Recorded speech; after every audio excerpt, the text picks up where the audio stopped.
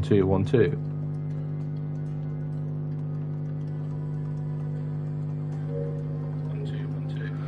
Okay, yeah, we're on. Oh shit! Is that the time? I gotta go. Although for some reason it's such a big delay. So okay.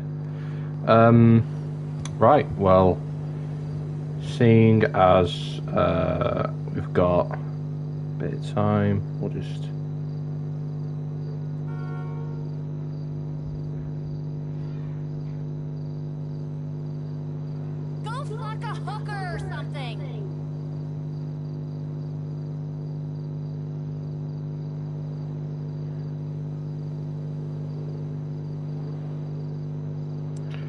Okay, we are officially here.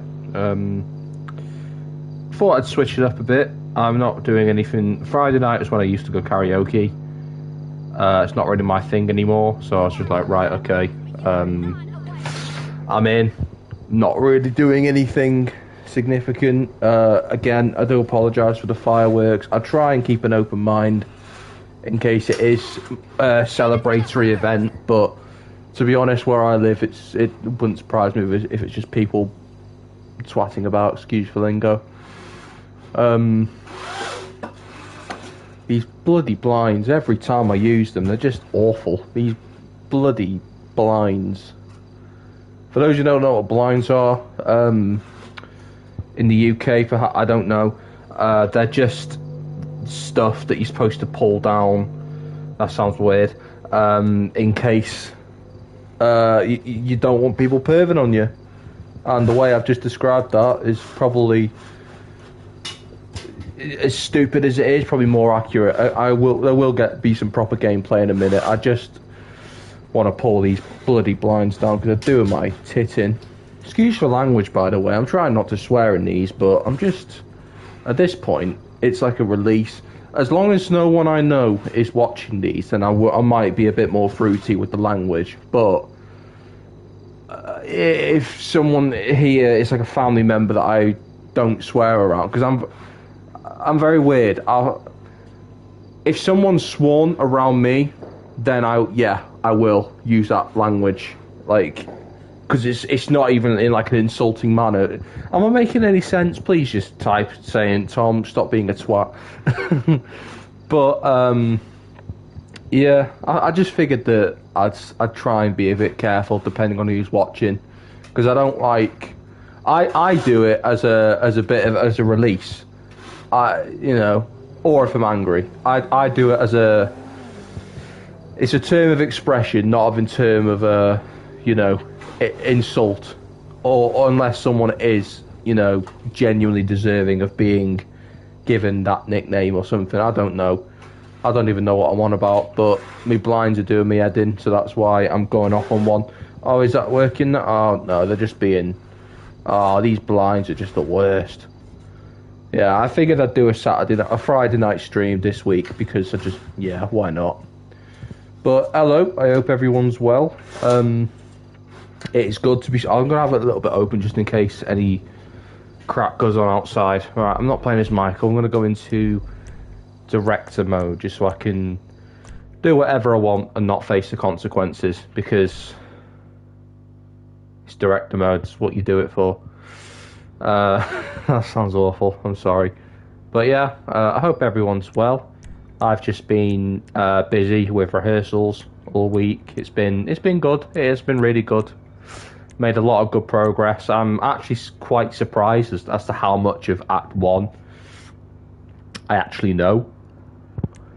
Very surprised by that, because every time I think I'm learning my lines, I just believe they're not going in, because no self-confidence.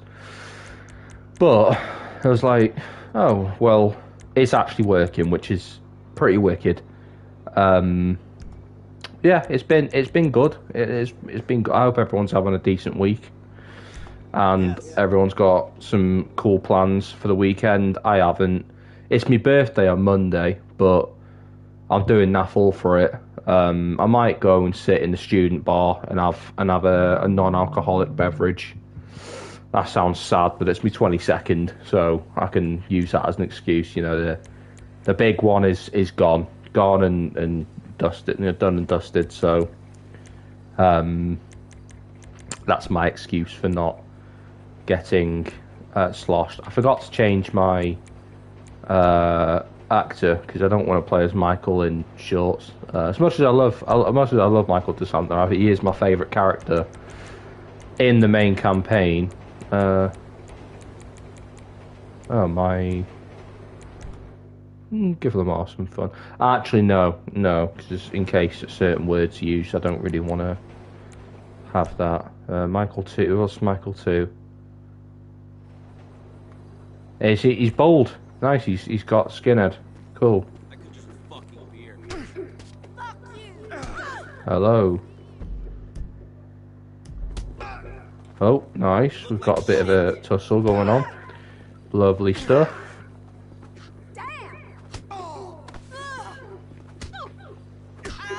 Do love the combat. Well, I like the combat in this game, but it is absolutely, it's nothing compared to Red Dead Redemption 2. The hand-to-hand in that game is just, it's just breathtaking. Particularly how it's integrated into the story. There's not really a lot of hand-to-hand combat in GTA 5. I know as Michael you beat up Simeon, then you beat up Rocco, but other than that, it's like, it's not really much in terms of hand-to-hand combat, which is a little bit disappointing. But then again, at the same time, with the kind of stakes, with the political stakes and the like the general tone of the story, you wouldn't expect there to be, because it's all like federal agency, government corruption and crap like that. So it's, although I kind of hope, I'm kind of glad that GTA 6 is sort of returning to form a bit, because whilst I think the story of GTA 5 is incredible, there's points where I'm like, it's kind of getting a little bit far-fetched. Which I think in some cases is pretty good, I can't lie. In some cases it was actually quite fun, seeing how far the story would go in GTA, and going into like these secret underwater like government base hideouts, fighting the army. I thought like that stuff is crazy. Like they went all out for like the stakes of GTA 5, but at the same time, there's something about this sort of humility behind the GTA series where obviously you're doing some awful things and you're murdering people, and that stuff's not okay. And in real life I would massively condemn that, but in the game it's like we've got that sort of grittiness that comes with the naturalistic story approach with GTA. I don't hit the animals. I don't know, something about it. I just really like it. I love the GTA universe. I cannot wait to see GTA 6. It is actually probably one of my most anticipated games of all time. The next year is going to be a nutty year for gaming, and an expensive one, because there are 3 major blockbuster games set to release next year, which I am very looking forward to. Obviously, there's GTA 6 being like probably first and foremost. Wolverine finally. Oh my god. And then of course Lego Batman Legacy of the Dark Knight, which at first I was not interested in. I can't lie, my love for DC has fizzled a lot over the years. I'm still yet to watch Superman or Peacemaker.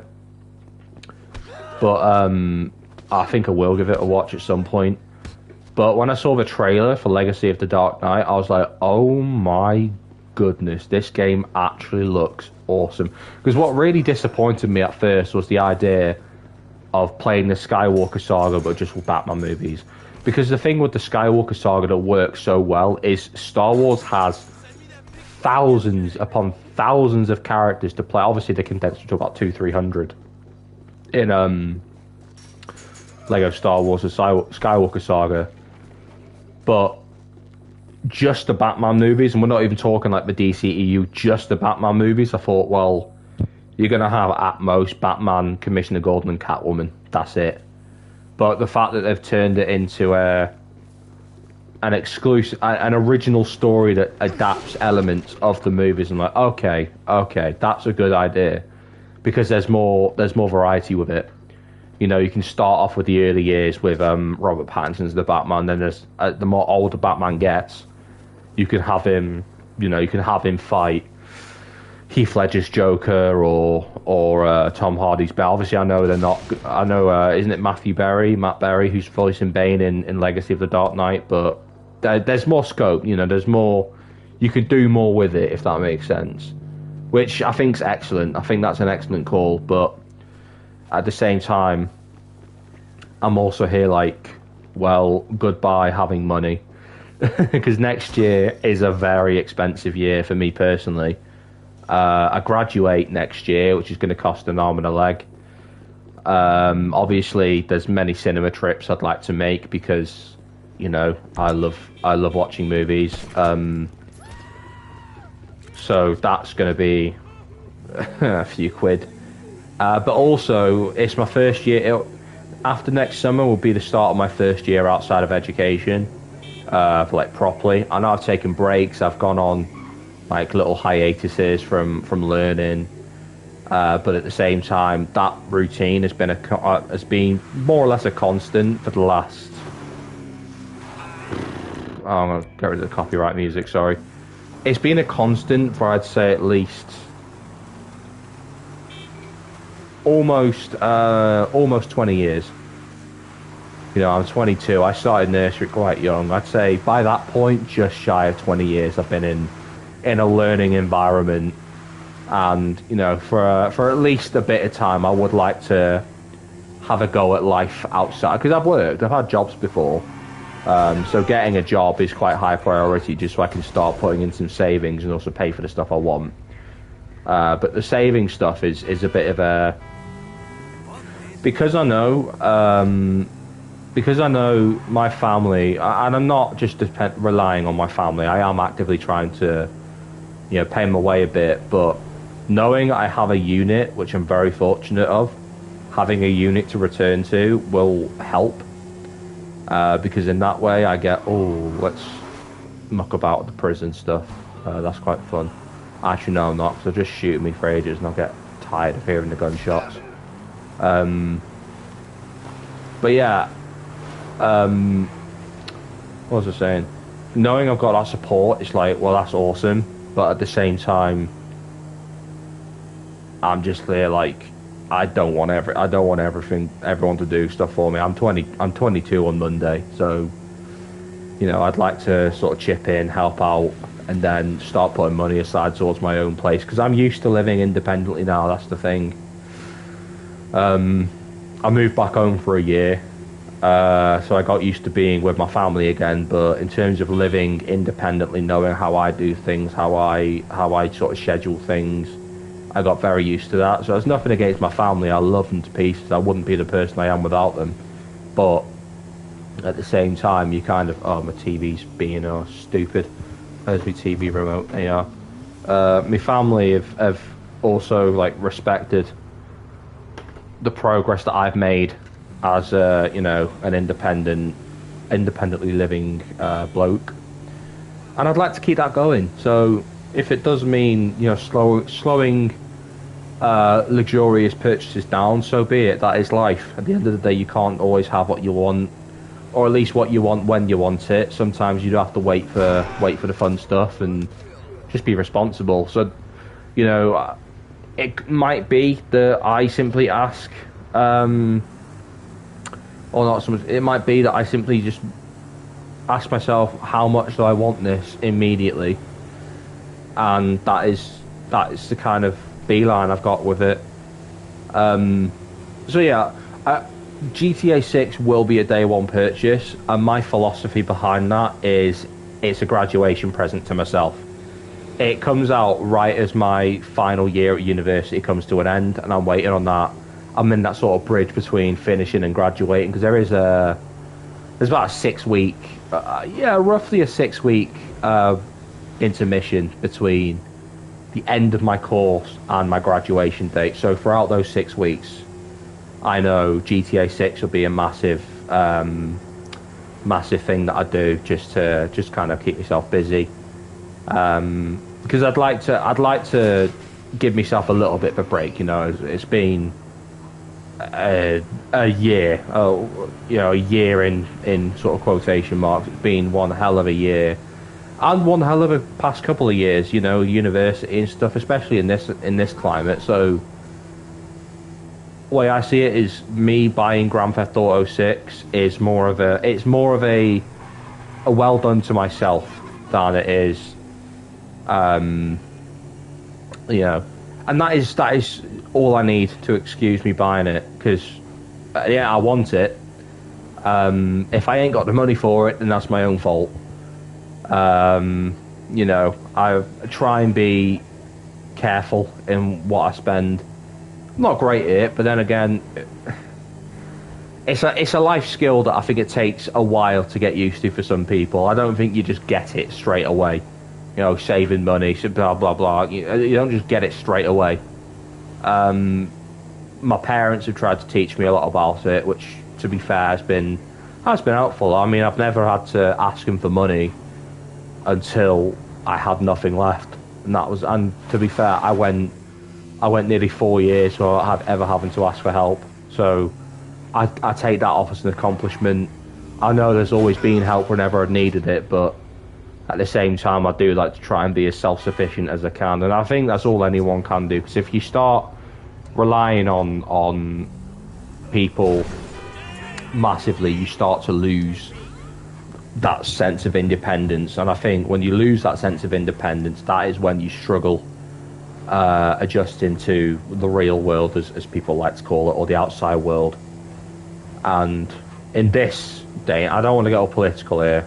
I say that every stream and I still end up going political. But I would say it's been harder in the last couple of years. So to give yourself a head start, and then when you do end up going out into the wide world, or whatever condescending swatty phrase you want to give it, just understand that, you little... I'm not going to insult him there. It's my fault. He ran over my bike. But I lost my train of thought. That little muppet just ran over my bike like it was nothing. I mean, it's not like I paid for the bike or anything. I just stole it. But still, I completely lost my train of thought. Yeah, just be sensible with what you're doing with, because Morla is, when you've got a lot, it feels great. When you've got none, it feels awful. There's no in between. There's no in between whatsoever. When you've got enough to get by, it's awesome. But when you've got absolutely nothing, it sucks. It is the worst feeling in the world. And I think that in itself is something that just the world should try and avoid where you can.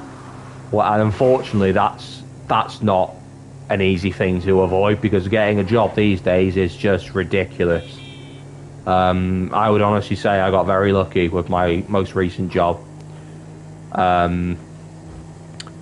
You know, I did get very lucky. I did get a little bit... I was kind of... I feel like with work, it's a bit... There's no grey area. It's too hard to get a job, but when you do get a job, you're short-staffed. And it's like... Wow. Yeah, I don't know. I don't want to go all...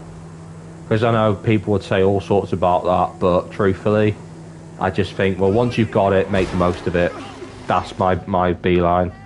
And at the same time, there is support out there for people that cannot get work. So don't ever feel guilty about it. If you've got the will to work, but you're struggling to do it, then that's when I'm like, yeah, no, you deserve that support, because you've got the will to do it, but life is just being... Wow, it's being a bit crap, innit? Yeah. That's my TED talk, at least.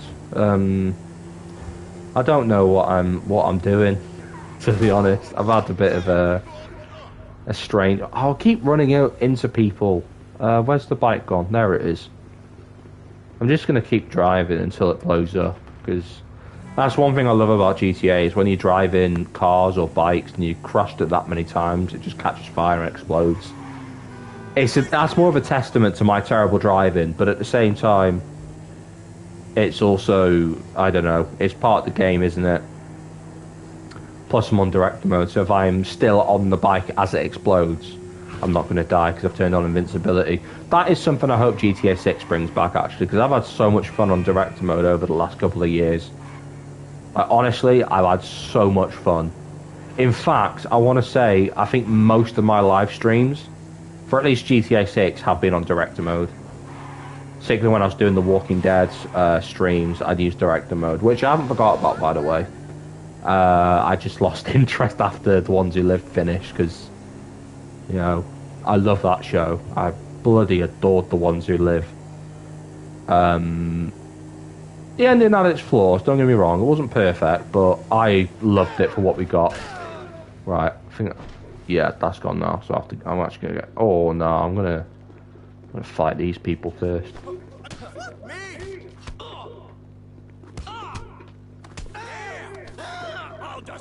Sorry, it's just, when I see someone and I'm just like ready to go, it's like,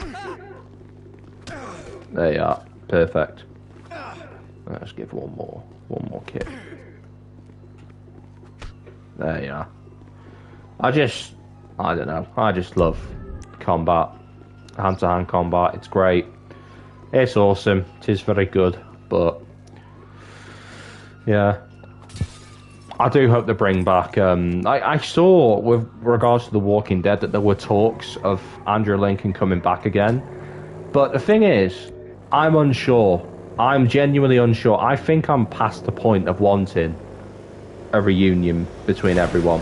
Until something's set in stone, I think I'm past it. Because the main series is over, and the thing I wanted the most was Rick Grimes' return. We've now had that. So what he could come back in, and bearing in mind, I don't just want Rick back. I'm a greedy bugger like this. Because I love Michonne. I love the Grimes family. I love that she's a part of the Grimes family. I love that her and Rick had a kid together. I love that Michonne is Judith's mum. I love that stuff. So if Rick comes back, I want them back with him. And at the same time, you've got to like consider, well, what story could do that? You know, maybe a Grimes family, like mini-series, the Grimes family going on like a scavenge and all sorts of zombie stuff kicks off. I don't mind that, because I know Andrew Lincoln said if he does come back, he'd like to kind of take it back to the more season 1-esque vibe with the zombies being the threat, which was music to my ears when I heard that, to be honest, because I love the CRM storyline, but honestly, I just don't want to see anything like that again because of the enjoyment I got. I feel like you'd be rehashing, and the main show did kind of fall into this rehash nightmare where you have a rival group come along, they fight the main group, and then, you know, all sorts of crap kicks off, and it's just like, well, repeat and repeat. And I loved it for so long, and then I stopped loving it. Once the Commonwealth came in, I was like, right, okay, this is kind of dragging a bit. I think they picked things up with the threat of the like evolved walkers. I thought that was great, but at the same time, I just thought like, well, they can only do this so many times, and the CRM was like the big bad. And before anyone says anything, like whether it's on the VOD or here, yes, I know they got wiped out too early. I know, but that was a testament to Rick and Michonne's determination to get home, and that made me realise how unstoppable Rick Grimes is as a character, and how Michonne is like the perfect queen to his role as the king of the franchise. Michonne is the leading lady of The Walking Dead. I've always thought she was more compelling than Laurie. Always thought she was more compelling than Maggie. I like Maggie, don't get me wrong, but Michonne is where it's at for me. I absolutely adore Michonne. And although one little nitpick with The Ones Who Live, right? Not enough katana action. Not enough katana. That's That's all. I wish we got a little bit more Katana-age with Michonne, but that's it. That's all I got to say on that. Hopefully, if Danai Gurira does come back, then we'll see some more Katana action. And please let her write more stuff, for God's sake. Episode 4 of The Ones Who Live, the bottle episode with Rick and Michonne in that abandoned apartment condo, that was amazing. Danai Gurira has such a good eye for writing and good, such a good mind. Please let her write. I wouldn't mind if she wrote an entire spin-off. I would not mind, even if it meant her not having as big of a role. I wouldn't mind it, because her writing for that particular episode was, in my opinion, some of the best writing the franchise has offered since the early days of the show. And yes, I am including Rick's exit in season 9, which is my favourite episode of the show. I know I said the series finale was, but I think a lot of that was just, initial hype base from it. I don't know. My views kind of go back and forth all the time on it, but I love the series finale. But Danai Gurira's writing on episode 4, The Ones Who Live, I thought was up there with the likes of the pilot, Rick's exit, Michonne's exit as well. I thought Michonne had a really good exit story in season 10. Knowing full well that Michonne's exit and Rick's exit were all leading back to them coming back. So in a way, it did kind of demean the stakes of their... Oh, well, Rick, at least, we didn't know at first. Because we didn't actually know Rick was returning until we got the confirmation in the exit episode that Rick was coming back. So with Danai Gurira, it's like, well, of course she's going to come back. She's going to look for Rick, who is coming back. So it kind of demeaned the stakes of that a little bit. But at the same time, I still love what they did, and I think Danai Gurira should just be given more material to write. If anything, let her write for other characters as well, because she's spent so much time, working with these actors that you kind of start to develop an understanding of how the actors play. And I'm speaking from experience here, but you get to understand how actors respond to their fellow actors, and therefore that can influence writing decisions, that can influence character choices that your actors can negotiate with. And it's an amazing space to be in. It can be a little bit convoluted at times, and you can have creative clashes, but having someone that's been on the field in the show take helm at the writing table, I just think is a really good move, because who better to write for Michonne than the one who plays Michonne and also writes. And the same with Rick. It's like that sort of writing was just perfect. I do think it got a little bit cringy at times, the whole love don't die thing, and I thought it was a little bit forced, but at the same time it felt on point for what the series did, and I loved it. I think The Ones Who Live, it's got a bit of everything for me. It's got callbacks to the past, it's got the action, it's got the drama, it's got the almost soap opera-y type storylines, but not in a bad way. It feels like what a soap opera can be when it's actually done right,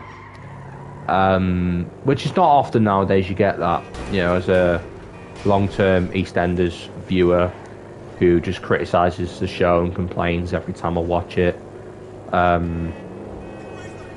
But yeah, I do think The Ones Who Live is massively underrated. And I'm going to be honest with you, I thought the internet was so fake when the finale came out. Because everyone was saying, oh, the show's so bad, all of it was bad. No. The common consensus was the show was brilliant.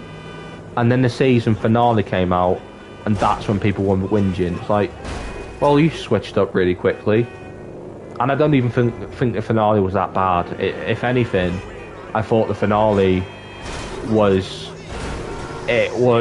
more conclusive than the actual main show finale was. Because the series finale was just setting up future spin-offs like The Walking Dead, Daryl Dixon, Dead City, The Ones Who Live. We didn't know it's called The Ones Who Live at that time, but yeah, I just thought like as good of as amazing as an episode it was, it just felt a little bit. What is this bullshit? What was that? It just felt a little bit like setup-y than it did conclusive. It felt very continuous and not so much this is the end of the show. The final scene with Rick and Michonne's monologues, their little duologue, felt like the conclusion. That felt very conclusive because it had the callbacks to the past, it had the, it summed up what the series was all about. That felt more conclusive than anything else we got after the Battle of the Commonwealth. Like that, for me, was the end of the show. And it was an amazing ending, don't get me wrong. It was incredible. An incredible ending to an incredible show. And I do miss it. I do miss it a lot. I'm not that invested in the spin-offs. I've seen one season of Daryl Dixon. Another season 3 is ending soon, and season 4 is the final. But being truthful, I just don't feel that strong of an investment in the series at the moment, because what I wanted, I got. I don't know what else I want now, which is why I will tune in. I will watch season 2 and season 3 of Daryl Dixon, and I will finish Dead City as well, because ultimately I love the franchise. I just don't know what I want from it at the moment, so I don't feel as inclined to watch it. But hearing all this stuff about, Andrew Lincoln coming back, Norman Reedus coming back, okay, that reunion is something I want, but it's been that long now, I don't feel like I need it. Like, that was always a pipe dream for me, because there's so much storyline that, you've got the role that Daryl played in Judith and RJ's lives, you've got all of these different plot points, how they dealt with the Whisperers, how they dealt with the Commonwealth, this, that, the Reapers, all these other things. You've got the breakdown of Sadiq's death, Rosita's death, which would be quite compelling and quite, deep. But at the same time,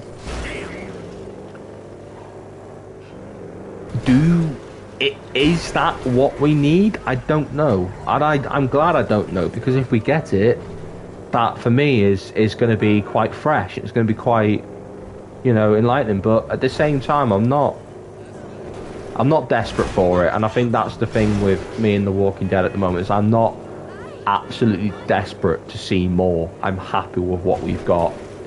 Well, you don't see, driving? But yeah. Also, another thing that put me off Daryl Dixon season 1, just a tiny bit. I still loved it. I still had a fun time watching Daryl Dixon season 1. But it didn't do me any favours watching it the same time I watched The Last of Us season 1. Because there were way too many comparisons between Daryl Dixon and The Last of Us. And they're comparisons which I don't really feel that moved by. I loved the Last of Us game. I played the second game. Might save that for another stream if people are interested, because I have got a lot to say on that game, but at the same time it is very controversial, and I don't want to then start getting death threats for having an opinion, because that's totally not something that people do on the internet. How silly could I be? Oh, please get a train, this will be explosive. No, there's no train coming. No, there's a... I don't know, but it's one of the... The Last of Us is something that I definitely want to explore on the channel one day, because I have played both games, and I've got a lot to say about both games.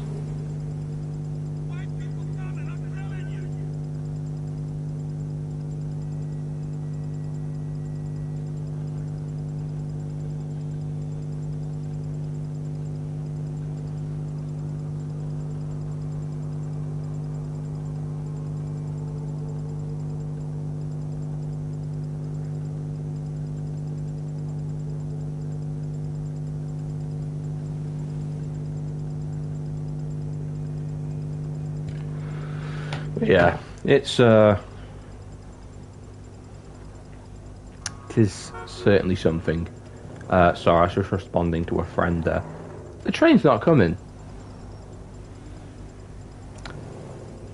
Oh, there it is.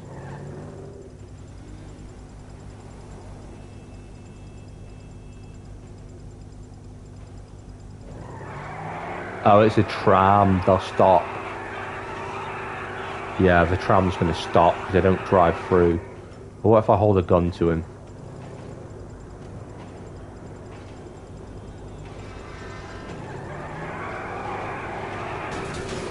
Ah, that was very disappointing. That was very disappointing. But, yeah. Completely forgot what I was going to about. I need to get the chat back open. What I'm doing, I've closed it on my phone.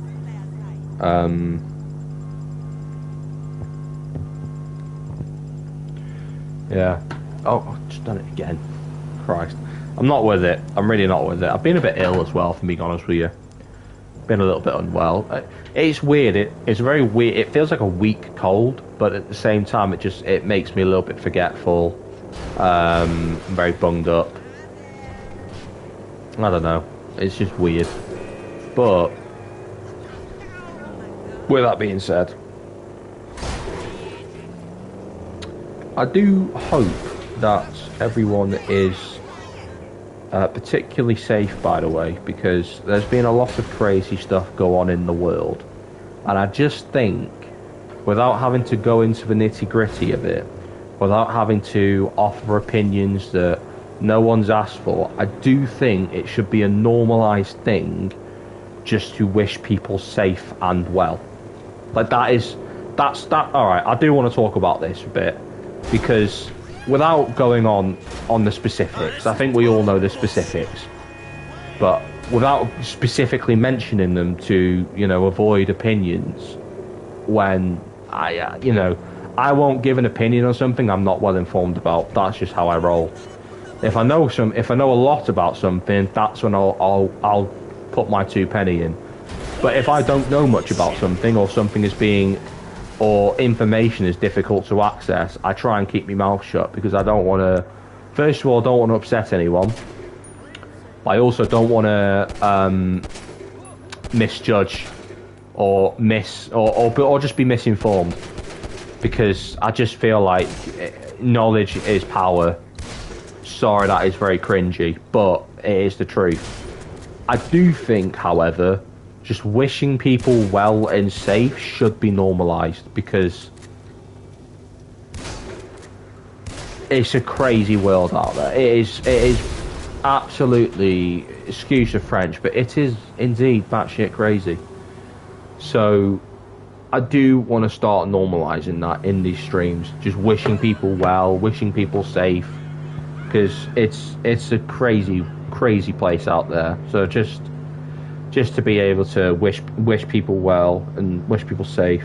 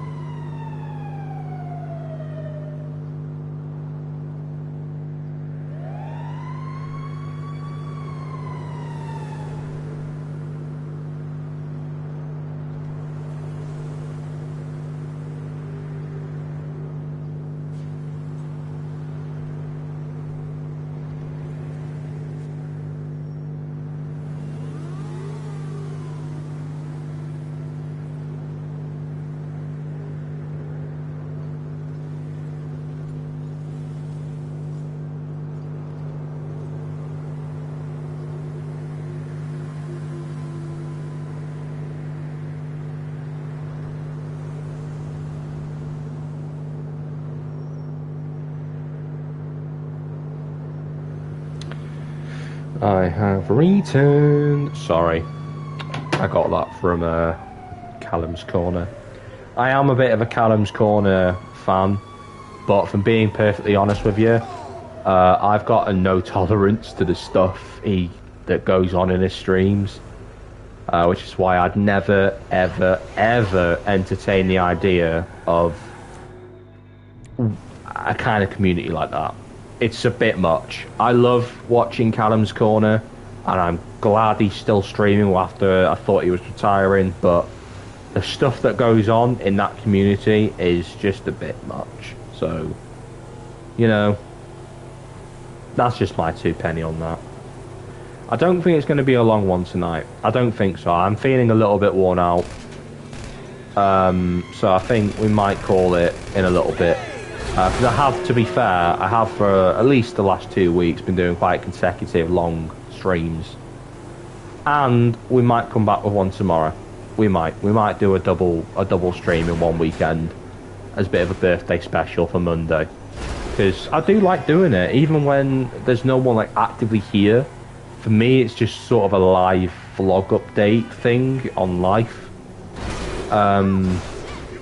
I like it. I like it a lot, and it's something that I do get a lot of pride out of, because I find it difficult talking to people nowadays, particularly in person. So to have a bit of a community build is awesome, and I get why people do it. Although I'd never depend on it.